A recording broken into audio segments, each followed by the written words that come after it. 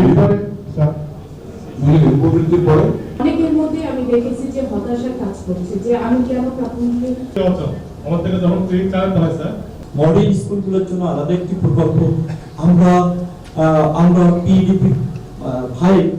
সেটা যদি 1 বছর পরে শুরু হচ্ছে সেগুলো শুরু করতে যাচ্ছি। আপনারা কি কতটা বিদ্যালয়কে রিডিং এবং রাইটিং ছাত্র ট্রেনিং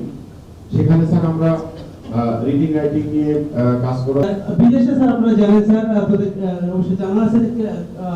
ক্লাস টিচারের একটা প্রফেশন আছে। আর প্রাথমিক শিক্ষাতে যে গ্যাপ যদি থেকে যায় লার্নিং গ্যাপ, এটা যতই সে বাড়বে বয়স এটা গ্যাপটা খালি বাড়তেই থাকবে এবং কোনোদিনই তা পূর্ণ হবে না।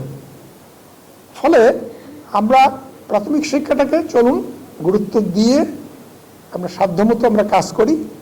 তাহলে নিশ্চয়ই প্রত্যেকের সামান্য সামান্য সামান্য সামান্য বিন্দু বিন্দু অবদান বিশাল সাগর যেমন তৈরি করতে পারে, এই বিন্দু বিন্দু অবদান নিশ্চয়ই আমাদের জাতীয় অগ্রগতির ক্ষেত্রে একটা গুরুত্বপূর্ণ ভূমিকা রাখবে।